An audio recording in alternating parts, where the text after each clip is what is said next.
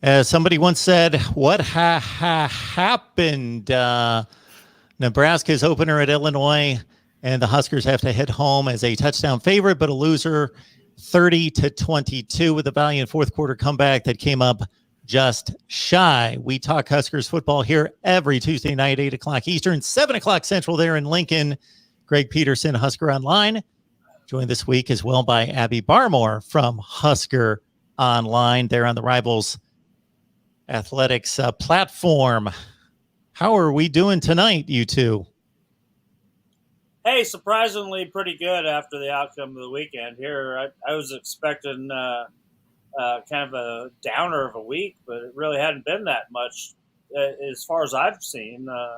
It's been pretty mellow around here. What do you think, Abby? Yeah, I would agree with that. I'm having a good week, and I was lucky enough to cover some Husker volleyball after that football game to kind of get the bad taste out of my mouth. So that was good for me. Well, I have taken my notes on the game, and they're right here. But Greg, of course, we start with you because you're our Nebraska expert. So, man, if you could list off what went wrong in this one, where would you start? Oh, that's a hard question. Start right out of the gate with that one, huh? No, I don't know. I'm at a loss because, everything that we talked about leading up to this season, all the changes that were going to be made. And I think what we saw was the same old song and dance again. It didn't look like much change to me. Besides, a defense that was playing at a pretty high level, and just the mistakes happened again. The special teams were just incredibly horrible. And, we talked about an identity of a downhill running game that we just didn't see any of that even come to fruition. And yeah, it was just it was an odd day. I mean, it wasn't, I shouldn't say odd, but it was just like a familiar scene that we've seen just year in and year out lately. And you can make all the excuses you can, but I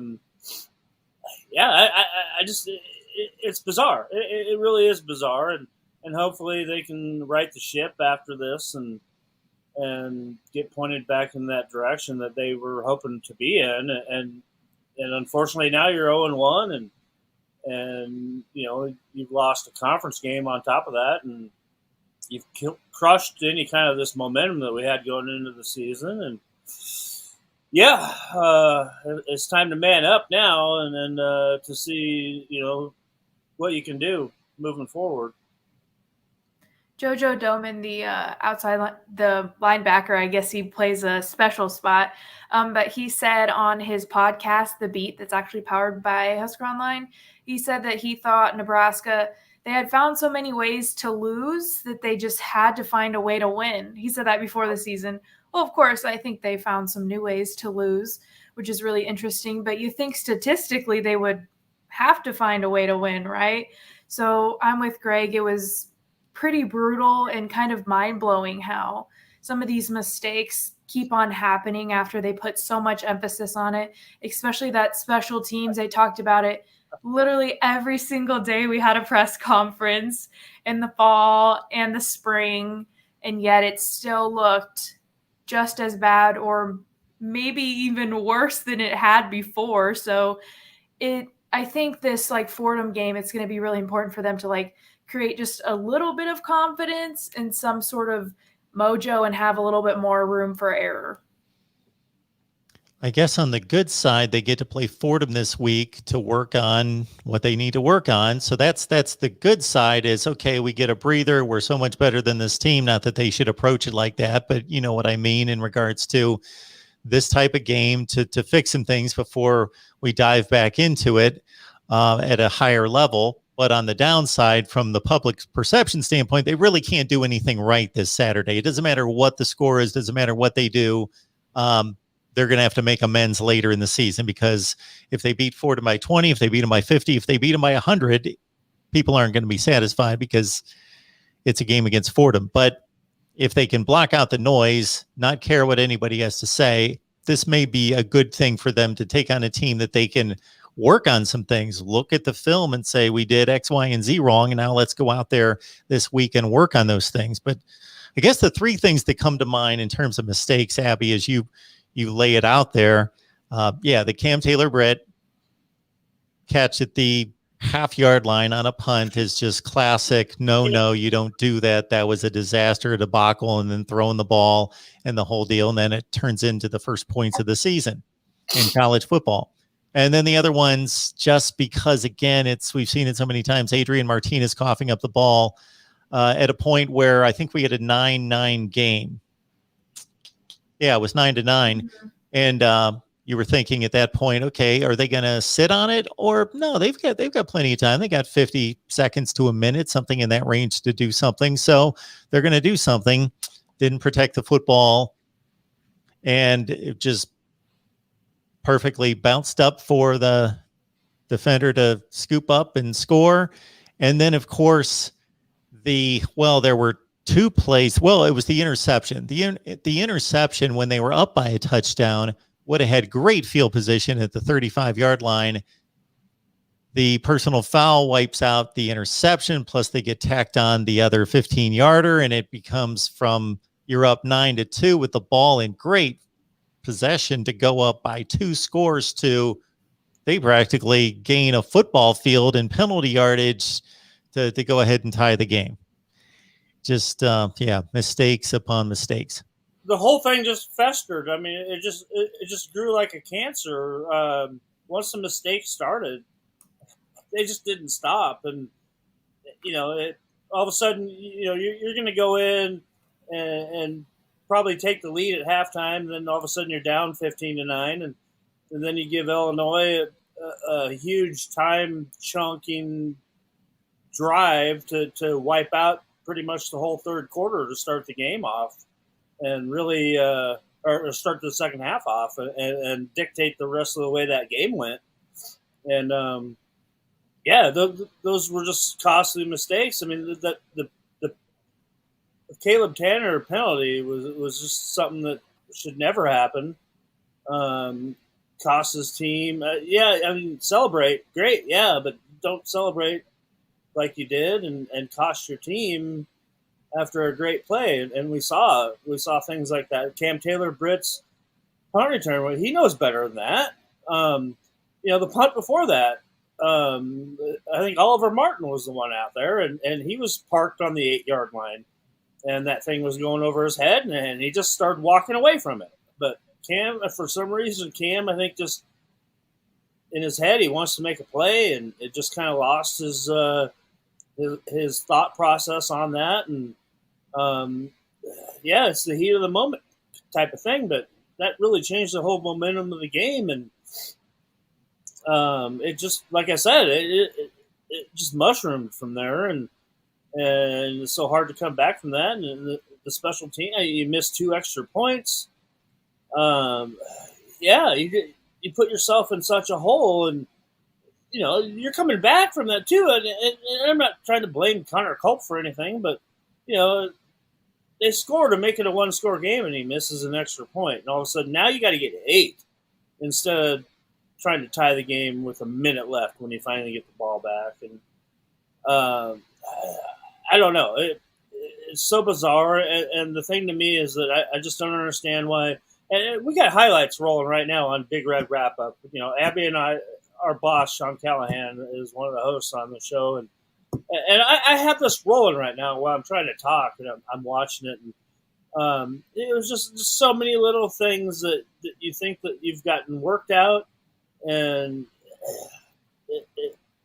I don't know. I don't know. You got to be on the same page. And I think the biggest key that we heard today, too, is that it's Tuesday now. Put this behind you. Now you move on to Fordham, and you get ready, and you go out there and you work on those things that hurt you and cost you a ball game last weekend. They always talk about how they're shaking off the last game and focusing on the first game, but I wonder if they need to put more emphasis on shaking off the last play, because they have those big plays like Caleb Tanner. It cost them 30 yards, and then they then they let them just march right into the end zone. Like, they need to focus more on being able to move on past what happened in the game because they have these mistakes, and then they let them kind of just like ruin the whole game, if that makes sense. Absolutely. In the live chat here, Alan, thank you so much, as you always encourage people to hit the like button. So thank you so much for that, Alan. And I will let you know that I did see that you sent me a note on Patreon. So, Alan, I've not had a chance to look at any of that. I literally today have had appointments from 10 a.m. to what would be 11 o'clock at night. So I will get to Patreon and check out what you got for me there, Alan. But appreciate you always being here and encouraging everyone to hit the like button. We got Abby Barmore on the line from Husker Online, as well as Greg Peterson. Of course, he makes this thing go for 32 weeks now. Here, win or lose, rain or shine, Husker Online. And there was a spot there during the first quarter, Greg, in which the game kind of got off to a bad start. They had the safety play with Cam Taylor-Britt, but they kind of weathered that storm. And, I got in my notes here that the defense played a great game. Forget maybe I'm a little bit of a stretch there. Great game. The defense played very well. They didn't give up 30 points. They did not give up 30 points. And to Abby's first point, if you look at the box score, again, you talk about the same old story. Nebraska outgained Illinois in total yardage. So they won that on the stat sheet, but they lose the game, of course, because too many mistakes. But there was a couple sequences there when they took the lead 6-2 and they had the lead. And even when it was tied there 9-9, that, I just thought, we talked all off season about wanting a pass rush, to see that pass rush. And Payne in particular brought it with a couple sacks off the edge, and they were getting to the quarterback. They were playing excellent defense, and they really seemed to control the running game, the line of scrimmage. They had a pass rush. They were playing well on defense. Yeah, they were. The defense was playing at a really high level, and you started to see it, for that first quarter and a half or so, you found that pass rush there. And like Coach Schneider said today, that wasn't anything schemed or anything. That was four guys getting home to the quarterback. I mean, as a team effort. I mean, Phil Darius Payne ended up with 2 sacks, but those are team sacks.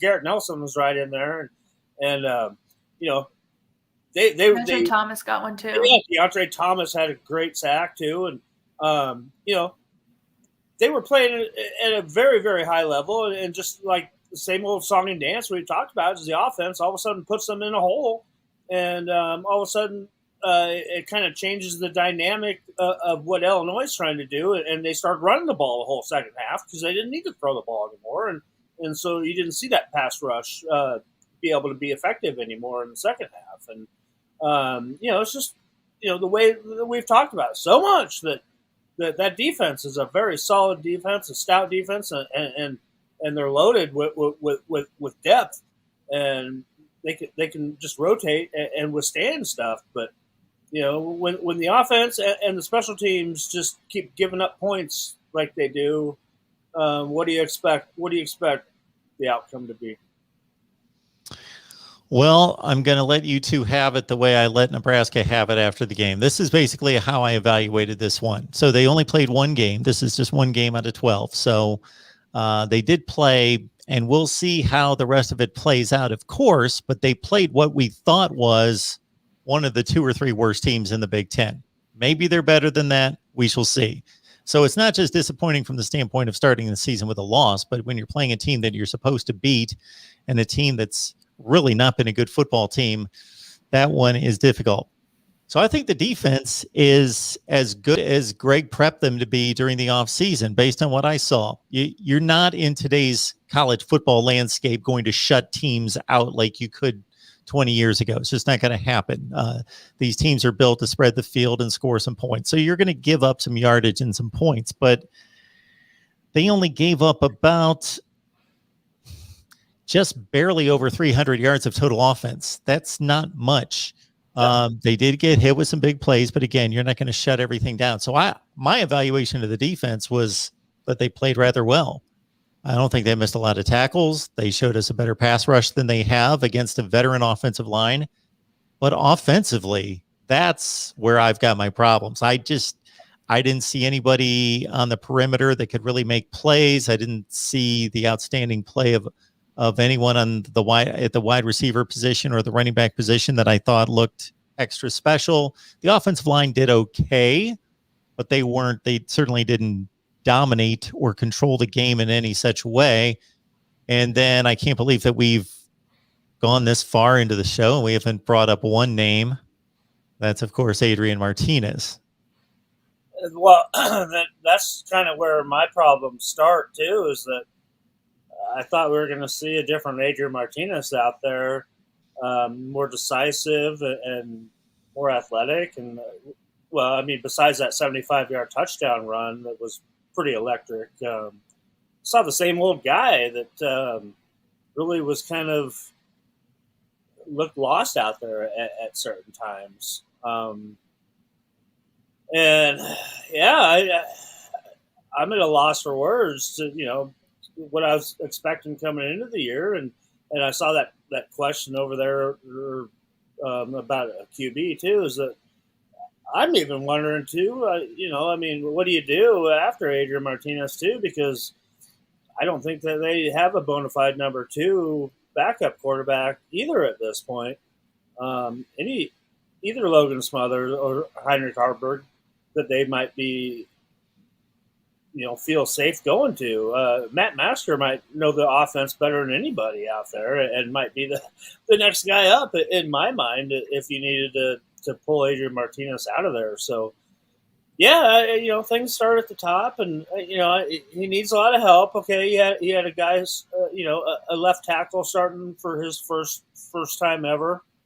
And you had a freshman running back starting the game, and so he has some growing pains going on there as well. And like I said, we've been talking about this identity that you want to do, and you want to chunk off yards running the ball, and when things aren't clicking, I don't understand why, if it's Coach Frost or Coach Lubick, why they kind of just stray away from it, and just not just pound the ball 3 times, and if you don't make a first down, punt and get out of there. Eliminate these mistakes. Create that identity that you're bragging about trying to do, and let's see it. Let's not pull the trigger too quick and start trying to throw the ball all over the place. That's kind of the way I see things right now. Back to that receiver point, like with Adrian, Mark, you were saying that you didn't see any receiver that really stood out to you.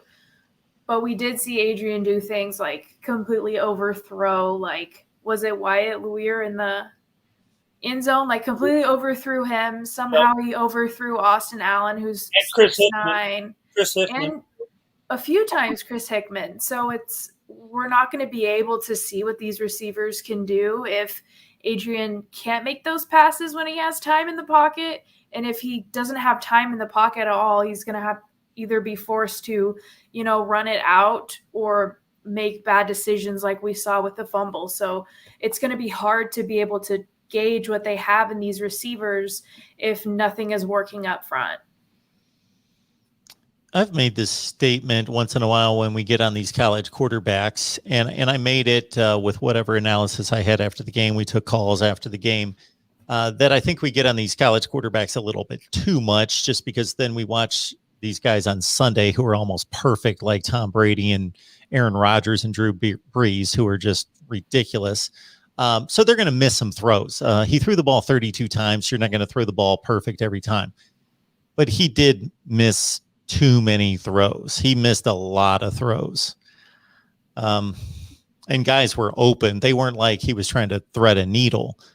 He just missed open targets, mostly to his left. I don't know if that's a mechanics thing, but it seemed to be mostly to his left.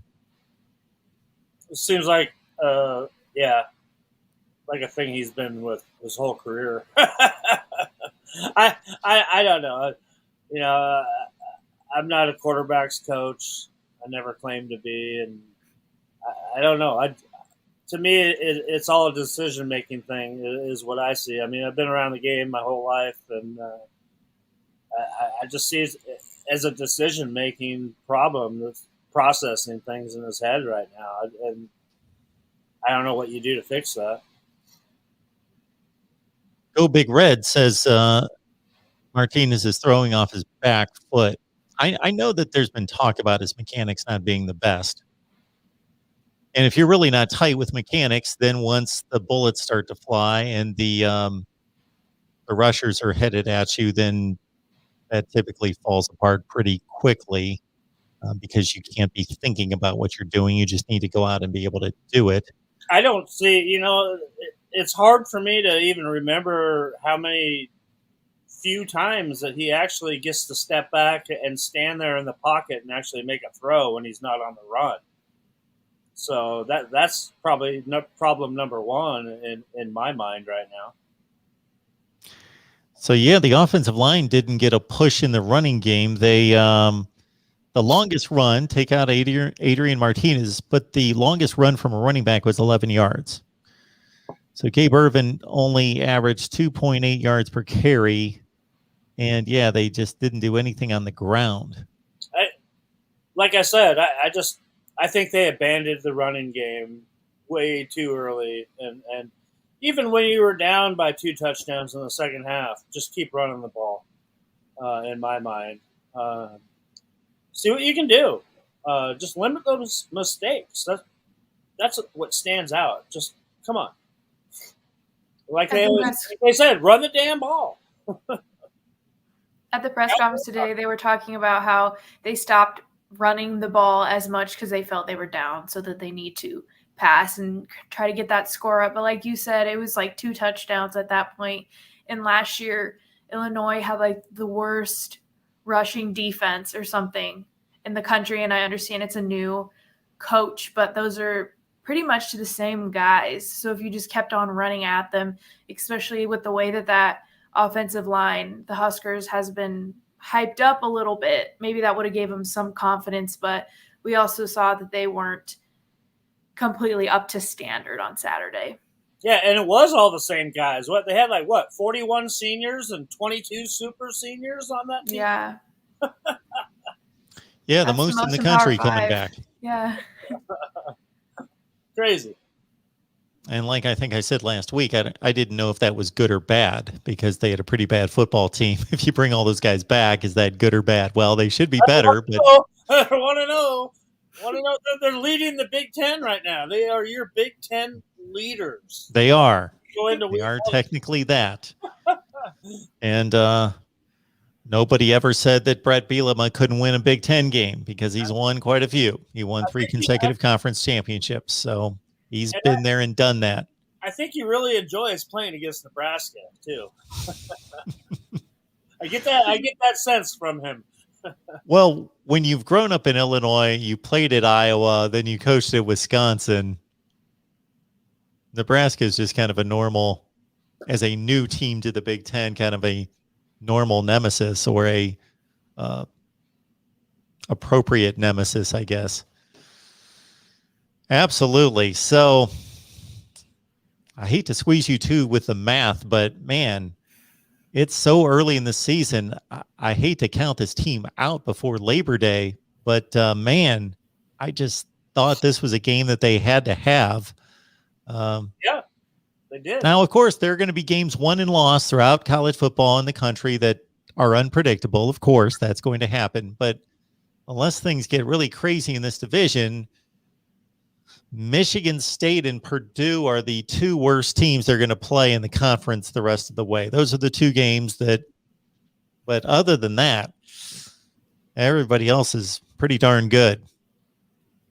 Well, yeah, and the problem is that, you expect this team to be making steps forward and beat the teams that you're supposed to beat. And right now you're 0-1 in that category. And, you still have to go play some pretty darn good teams like Oklahoma and Ohio State. So, yeah, it's not a great look for starting the season off this way. And you know what? You better win the next 2.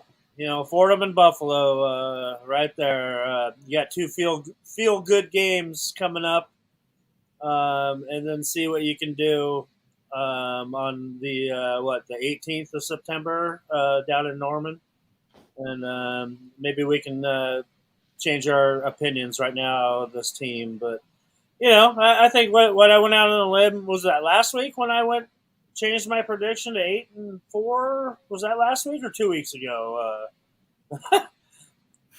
I think it's now back down. I think it's 5-7 for me right now. You can't change the prediction after the season starts. Oh, okay. I thought this was Vegas. Never mind. That's not. That's at least not my rule.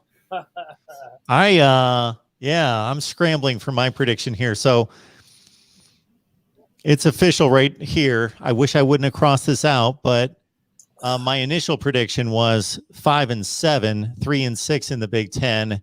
And I think too many of these shows, you guys wore on me too much, and I upped it by a game to 6-6 and 4-5. But I was about to record 5-7 and 3-6 in the Big Ten, but I upped them to bowl status at 6-6. But hey, they can't cry about what's already happened and it's over. And if they are the competitors that we think they are, then they're going to go back to the drawing board and hit the practice field, and adversity makes people stronger. Austin Allen said that today. He said, "Hey, I'm done with it. We watched the film. It's over with. We're working on Fordham now." Mustrick is bringing up the roughing the passer penalty, and for as adamantly as I watched this game, I know exactly what happened during the play, but I'm not remembering whether that was a questionable call in terms of a roughing the passer. No, I don't think it was. He deserved it, and he lit up the quarterback, and he got excited about it, and a little bit too excited. So I don't think there was any. It was completely called right, and he knows better. He knows better. And that's really what I hate to see in a football game, regardless of who I'm rooting for, or if I'm not rooting. In most football games, I'm just watching for enjoyment. I'm not rooting. That I don't like to see the game change on a play in which the team that gets the benefit of the play didn't earn it. They didn't do anything. They're just kind of gifted it. Not that it was a bad call, but that the football did not decide the winner of the play and the change in momentum. It was a dumb penalty. So that's unfortunately. And I'll take their Rod Farva. Is that Officer Rod Farva there? I'm thinking, but you know what? The gameplay did go out the window. Brett Bielema made all the right corrections at halftime. Nebraska didn't do anything, any kind of adjustments whatsoever coming out of the second half, and I think Brett Bielema just. He knew how to get Nebraska, and he did the things he needed to do it, and Nebraska didn't change the way they were doing anything, and Brett Bielema forced the outcome of that. It forced the outcome of the way Nebraska's offense was trying to call plays in that second half. Yeah, I thought it was interesting that Frost openly admitted that they had to throw out half the playbook because of the way that defensive front came out. I also, Matt Lubick today said that they had enough plays after that. They had talked a whole month about how they were going to approach this new team, that they didn't know what their defense was going to look like. They have a lot of different guys from different schools and experiences. And so he said that they still had plenty of plays, but I mean, you can argue how well those plays worked out or how well they adjusted to that front. But also to me, it's like you're a Division I coach. You've been doing this for a while. You've been around football your whole life. It was just interesting to see how much they struggled with, having that little bit of a surprise. Sorry, Abby, I wasn't laughing at you. I was looking at the fake Mark Rogers. They're asking him. Yeah. This is, what's funny is that was there the whole time and I didn't even see that part of it. I'm so focused on the comments that I just see them and I kind of blow them up so I can read them. and I didn't even see that. That is like the third one I've seen this week already that are different. At least this person, no, they didn't even spell my name correctly. All right, that's a great picture they got of me there. Where did that come from? It got me going. Came from right here. Okay. Oh boy. Well, Talking about again? Greg, get your composure here. Pull it together. Quit focusing on the nice mug shot and the name there. How can the Huskers take advantage of these next two games in order to give them a chance against Oklahoma? Win, baby. Just win. Abby, do you have any teaching in your background or in your family or any? I think you just take all those mistakes and you say, okay, this is what happened. We did this. You don't do this. You do that. I mean, I think they have a long list in these last 4 years of things that they shouldn't do. So you think at some point they could figure out the things that they're supposed to do.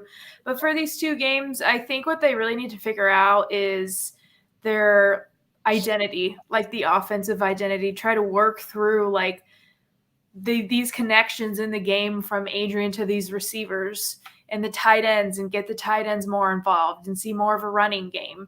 So I think that they just need to kind of create some sort of momentum and like a groove on the field, because supposedly they have it in practice, but they really need to, translate it on game day in order to have a little bit of a chance against Oklahoma. Oliver Martin had a big game, 6 catches, a $103 and a touchdown.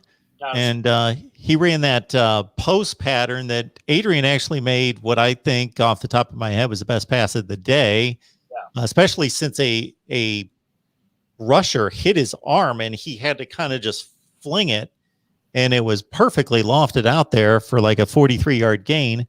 Samari Toure didn't light it up or anything, but I certainly didn't see anything out there from a negative standpoint that didn't show that he was the player that Greg has prepped him to be during the offseason here. Yeah, I mean, Oliver Martin, no surprise there. I peg him for 4 or 5 catches a game anyway, so he exceeded my expectation right there. Samari Torre is going to be that constant. He did, his presence was felt out there, but just not enough. The sleeper was Omar Manning. Xavier Betts didn't get much of a chance besides a kickoff return, which he won that job. But it's like Coach Lubick said today too, that those guys got to earn it in practice. That's the biggest thing holding guys back about getting reps in the game is that maybe they had a great fall camp and stuff, but the week leading up to the game they didn't have such a great practice. You got to go out there and earn those reps, and they definitely, they want to get more guys reps, and that's why you're seeing guys out there like Wyatt Lever, making plays and stuff like that, because some of these other guys just, I guess they had a bad week of practice, as far as we can tell. But, definitely they need to get those guys involved in the game, and that starts with the running game. And once you start opening things up with the running game, hopefully those receivers get out there. And Travis Vokalek's been injured. Hopefully they get him back here maybe this week or at least that against Buffalo, and that'll bolster things up too. And we'll kind of see where things go here with these next 2 games. 2 weeks of playing teams that definitely you should win, and you should get a lot of different guys getting a lot of reps, of game speed reps, which should only help them out down the road. We got to see Omar Manning finally. He caught a couple passes, 28 yards. Yeah, we want more, though. There's a couple of meaningless catches, basically, that didn't amount to much. And, this is the guy that everybody's waiting to see break out and be that game breaker, kind of like a Julio Jones type guy, that kind of a difference maker. But, we'll have to wait till this weekend to maybe see that happen. Yeah, it will be interesting to see how this running back distribution goes after this performance.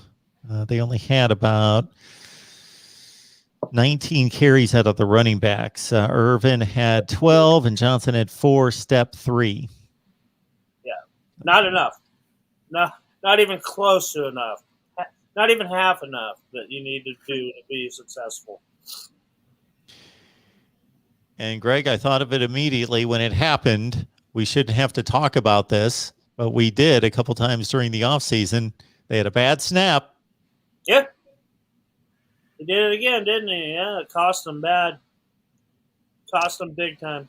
It actually didn't cost them because Adrian ran for 26 yards right after that. He made up for it. They had like a 2nd and 24, right, and then yeah, you're right. I forgot about that play. So he kind of wiped it out. But it still leaves that question mark out there. Oh, sure. When that could happen at the world's worst time and kill anything that's going on in your momentum. It also would have been more helpful if Adrian was running for 26 positive yards and not just to get the yards back. Yeah. Good point. Yeah. Good point. That was amazing because he gained exactly the amount of yards that he needed. Go figure. Yeah. Yeah, because it was at a point in the game. Obviously, they're hustling. They're trying to get back in the game. They were probably down 2 touchdowns, I guess. That might have been the touchdown. That might have been the drive that cut it to 1 touchdown, 1 score. And I thought right then, okay, they're in a hole, 2nd and 26. I want to see if they can come back and win this. And if it gets blown because of a bad snap that puts them in a hole, but then they picked up the yardage. Then there was a little confusion that I would have to go back and look at later in that drive. No. Yeah, when they threw the 4th down touchdown pass. That drive, they wasted probably, 3 minutes? Yeah. Clock time on that drive that they should never have wasted. Yeah, there was a little confusion as to whether they gained the 1st down, and they didn't, so there was a 4th down, but fortunately they threw a touchdown pass on 4th down to keep the game alive. Yeah, they had miscue. They didn't even know what down it was. But no, they wasted so much time trying to get down there for that score, that last score that they got to get within range. And, you leave yourself with a minute left on the clock when you finally get the ball back. And, a minute's an eternity in college football, but not for Nebraska. If they're functioning on all cylinders, it's not.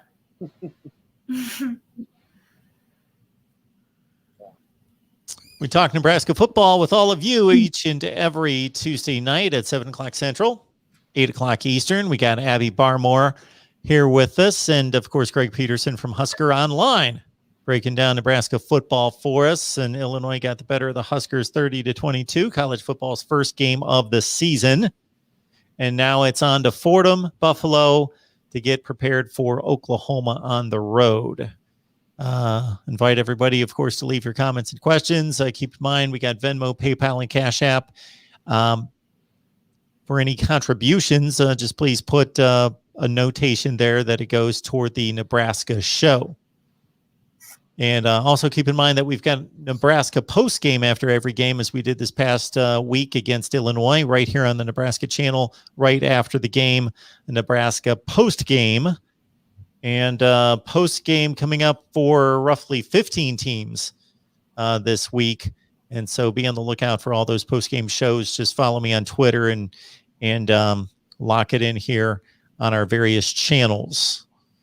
That one will be early for Nebraska since we're locked into those 11 a.m. kickoff games Central Time. Yeah, I got to think the next 2 weeks are the next 3, even the Oklahoma game. Yep. Yeah. Yep. The beauty of being a 4-win team. At least we get to have dinner at night at home. Lewis says it right here. I said it a couple times in the offseason. It's not necessarily a walkover against Buffalo. Do not snooze on Buffalo. Never. Don't snooze on Fordham either. Come on. Look at the day and age we're in right now.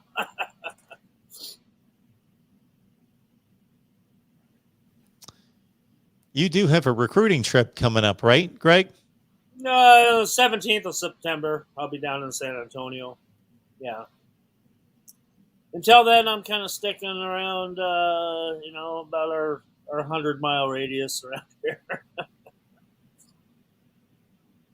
lot of good talent, though, around here that we've been getting to see. We covered 4 games here last Thursday and Friday, and I got 3 more this week.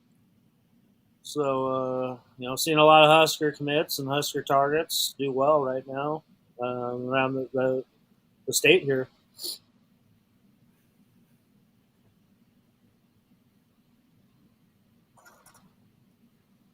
You never know either. If they get a commit from somewhere, some guy that I have to go see, you never know.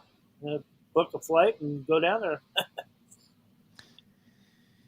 So Asa War is asking about a quarterback in the transfer portal, but obviously that's not going to impact this season. Nope. So you got to go with what you've got. Got to go with what you got. And, and I think, they think that they got their guy in Richard Torres coming in here next year, who we just talked about, that I'm going to go down and see in San Antonio. Plays for San Antonio South Side, and he had 8 touchdown passes last week. He tied the Texas high school state record of 8 touchdown passes in a game, and 7 of those were in the first half. So, looking forward to going down to see him. Steven wants a shout when you get down to San Antonio. I guess he wants to argue with you.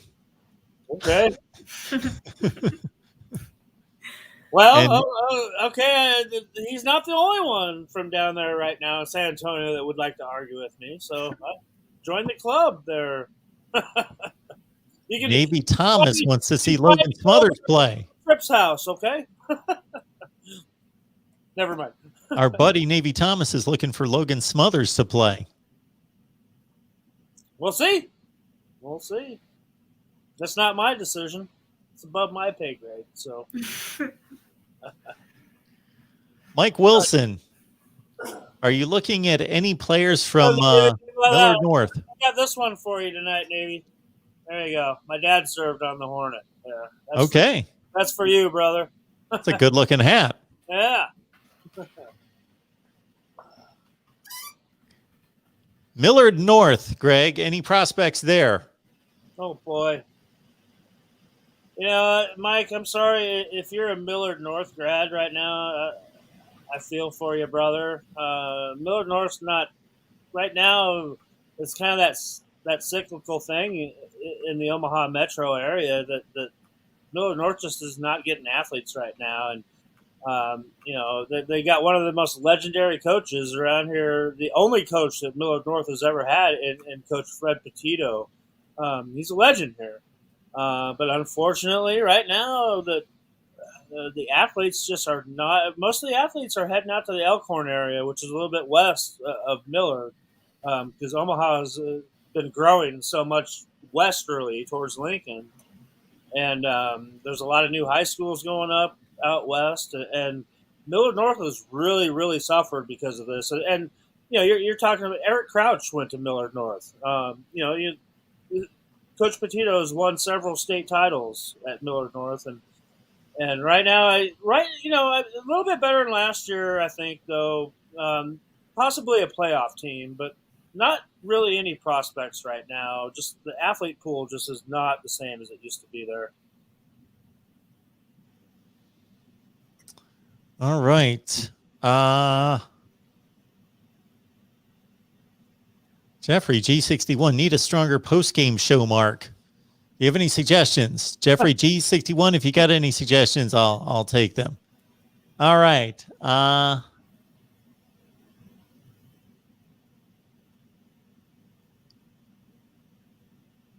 Yep. How much did they miss Rogers and Travis V? Well, Travis Vokalek, like I mentioned, has been hurt. The other tight end besides Austin Allen. Rogers, I'm not sure which Casey Rogers is my Oh, guess. yeah, Casey Rogers. But Yeah. I think he could have added a good layer of that rotation on that defensive end room, especially because it was a little warm. I think someone asked this earlier, if the heat was affecting him, but Ben Staley today said the heat didn't really affect us at all, and we have enough depth in this room to be able to handle that and be able to handle being on the field a lot like they were. I agree. Yeah. He'll be back.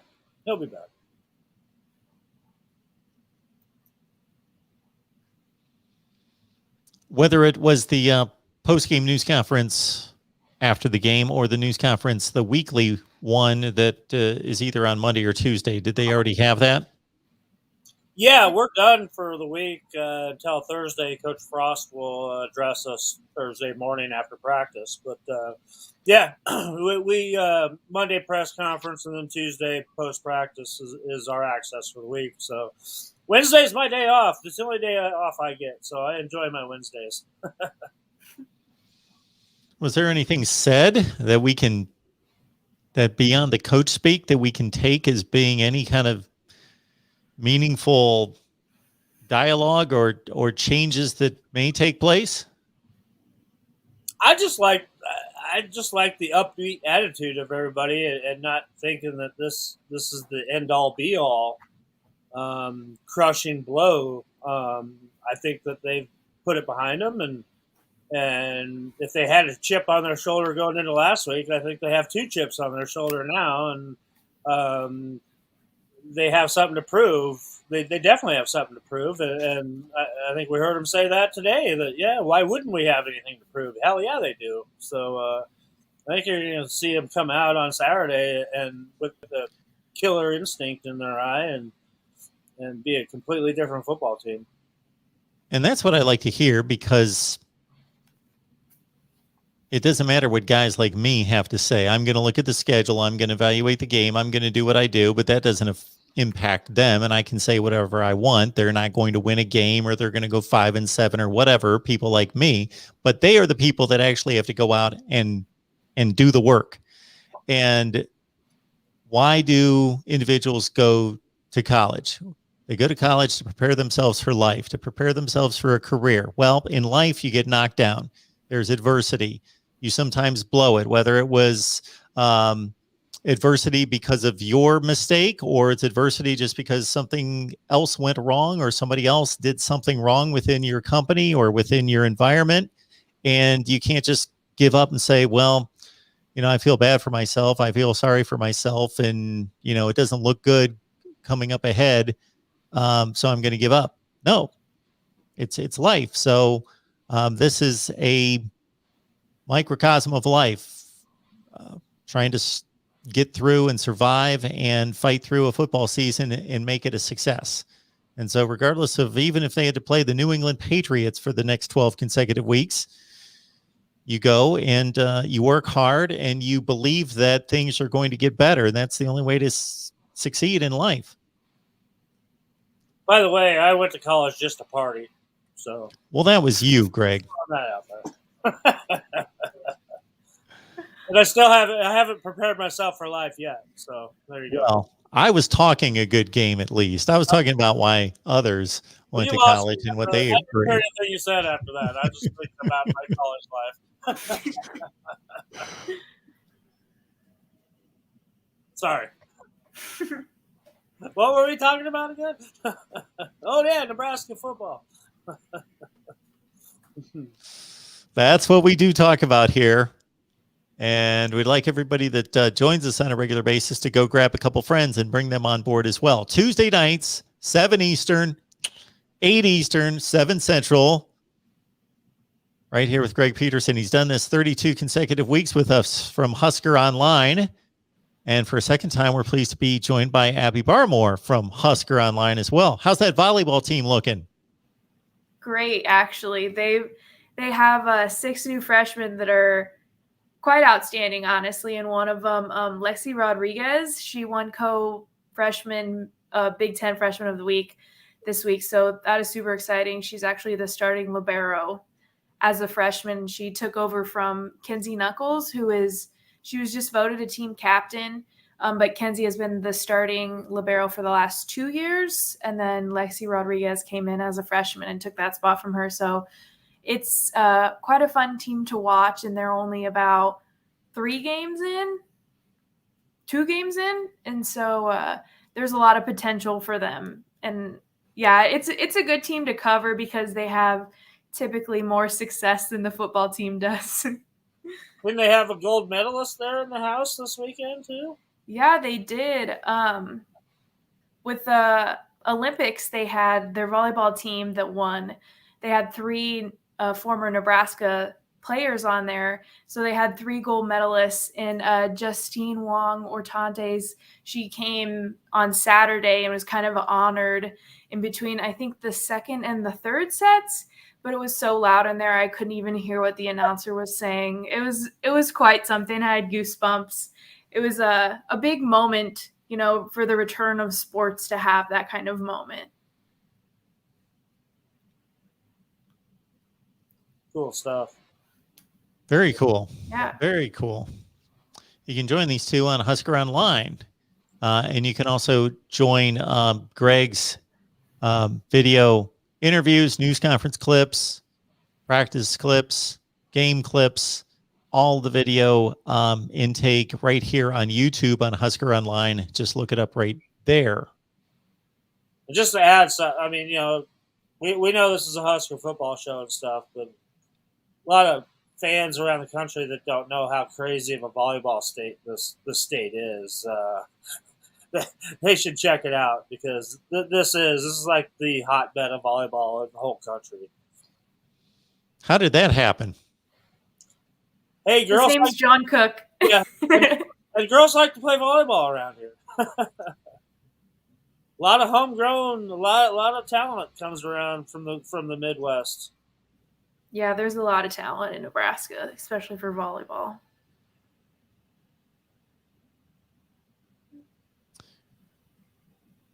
Well, folks, commenting about Scott Frost, and I'll simply say I thought he was the right guy for the job. Maybe he still is. I had the same look on my face there that Joel's pointing out, too. Where was that? Did I miss it? Oh, the glazed donut look? Oh, the glazed donut look. Yeah, I had that. Well, you can have that. He's the head coach. He's not supposed to have that. Oh, boy. I don't know how this thing's going to end because right now it doesn't look like a good season, and I don't know if they're going to keep him around if they go 5-7 or something like that. Hey, I've always, I've been backing it the whole time, and I absolutely in the belief that if you don't give a coach 5 years, then you're not doing yourself justice anyway. So I think regardless of what things happen this year, that Scott Frost has another year left because there's just no way to build a program. We've already seen them, since they fired Coach Solich. I saw somebody with a comment about Coach Solich, who was a great guy. God bless him. Wish him well in his retirement now. But Nebraska's kind of taken a step down since they did fire Coach Solich, a guy that won 9 games a year, and then they fire another guy in Bo Pelini that won 9 games a year, and you've seen them struggle. That with a Bill Callahan in the middle there, and then a Mike Riley tucked in there between Frost and Bill Callahan didn't get 5 years. Mike Riley didn't get 5 years. Mike Riley didn't really deserve 5 years, but you got to give a coach 5 years to change the culture and get his players in here. Bottom line, otherwise you're just always going to be in that revolving door there that's in the front of the hotel that you hate to jump in there because it goes too slow sometimes and it'll stop you and then you bump your nose into it. So 5 years. I got to follow that up with a question. Why does Scott Frost deserve a 5th year and Mike Riley did not? Mike Riley, the culture was just in the toilet at that point, and former players didn't even really want to come around at that point and stuff because things just weren't the same around here. Nobody was held accountable for anything. It was just kind of a dark, different day. Because when Coach Pelini got fired, there was not a single man on that football team that wouldn't have run through a brick wall for Coach Pelini. And then you bring in Mike Riley, who, God bless it, nicest man on the planet, but just not, not a stickler. Just let you kind of do your own thing. Not a disciplinarian whatsoever. Players loved him because they could do anything they wanted to, but that just was not a winning culture or a winning attitude in anybody's book. That still just amazes me for a lot of different reasons. This is a guy that had a successful stint at Oregon State, and he also was a head coach in the NFL. And the CFL. It astounds me that a head coach in the NFL and the USFL, the CFL. Well, forget all that. But at the NFL level, the NFL is the NFL. And at Oregon State, he almost won a national championship there. Not a lot of pressure to win ball games in Corvallis, Oregon, Mark. But he did it. He finished 11-1 and won a Fiesta Bowl and finished number 3 in the country at Oregon State. How'd he do that without holding players accountable? That's what I'm shocked about. Got lucky. Got lucky? Played in the Pac-12. Come on. Yeah, they beat Notre Dame by 50 points in the Fiesta Bowl. He was good. He actually didn't even have he had one really awful NFL season, but that's before they drafted Drew Brees. But he had 2 other seasons. He had an 8-8 season in the NFL. He wasn't like a disaster. That was a younger Mike Riley. I think later in life, we're talking about a guy that passed up the USC head job. Okay, he was offered the USC head coaching job before Pete Carroll got that job. He was Keyshawn Johnson's wide receiver coach at USC. He's done it all, and I think he wanted to change in his life, try something different, come to Nebraska, and everything will be easy. And he learned that it wasn't easy here. Dealing with a much different fan base than he's ever any of his stops, besides maybe USC, that he would deal with a fan base like that. And I just think he was lackadaisical, and some of the things that made him successful somewhere else just weren't going to make him successful here. And he had great staff members. I loved a lot of those guys, and things just didn't work out. Bottom line, and like I've said many times, I love Coach Riley. One of the nicest men I've ever met. And one of the reasons why I'll continue to play devil's advocate, but I'll also give you your due on one reason why I can understand why Frost deserves a 5th year. Riley didn't even get a 4th year. He got fired after 3, is that Riley took over a better roster. He took over a better program, a better situation from Bo Pelini than when Scott Frost took over from him. And and Mike Riley, the problem was he was a good recruiter, but it was West Coast recruiting. You got a lot of West Coast guys that would follow him in here, and then he would come close with other big-time recruits. Micah Riley, for crying out loud, was here on a Friday Night Lights and put on a show. And now you see him on Hard Knocks right now for the Dallas Cowboys as their number 1 draft pick and as their starting outside linebacker. And this guy came into Lincoln on an official visit, or it was just an unofficial visit for Friday Night Lights camp under Coach Riley. Worked out at linebacker, and then said during one-on-ones, I think I'll just jump around and play receiver, and went out and burned Brandon Bradley Hiles, Buki Hiles, almost a 5-star corner, burned him twice. Mike Riley had that in him to bring in high-ranked recruits, 4 or 5-star guys, come in, check Nebraska out, but just never could really close the deal on any of those high-profile guys. Had some of those guys ended up at Nebraska, things might have been different for Coach Riley. Joel, thank you for correcting me. So I had forgotten this. So this is a good point by Joel right here. So Mike Riley was at Oregon State for a couple seasons. Then he went to the Chargers for a couple years. Then he came back to Oregon State 2 years later or 3 years later after he was in the NFL for 3 years. So he did not take them. I should have remembered this. This was the TJ Hushmanzada and who was the Bengals receiver, Chad Johnson, Ocho Cinco team that with Jonathan Smith at quarterback, who's the current Oregon State head coach, that went to the Fiesta Bowl and won. So that was not Mike Riley's team, but he did, again, still have a successful run, did things at Oregon State that coaches aren't doing, won 5 consecutive bowl games, et cetera, at Oregon State. All right. Very good. We have talked Nebraska football for an hour. We appreciate everybody being here. Do us a favor, grab a couple folks, bring them in here next week for the chat on Nebraska football. 7 p.m. Eastern. I'm going to do that again. 7 Central, 8 Eastern, Tuesday night, right here on the Voice of College Football. Abby, we appreciate you being here. Yes, of course. Thank you so much for having me on. I had a good time. Abby Barmore on It's the only time I get to see Abby without a mask on anymore.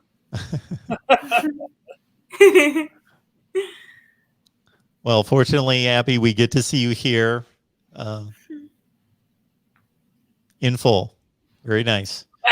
Greg welcome. Peterson, Husker Online. Yes. We get to see your smiling face despite the loss. So we will be back to, of course, field more questions, comments, and review the Fordham game next Tuesday night. See you at 7 Central. Be here. Bring a friend. We'll see you then.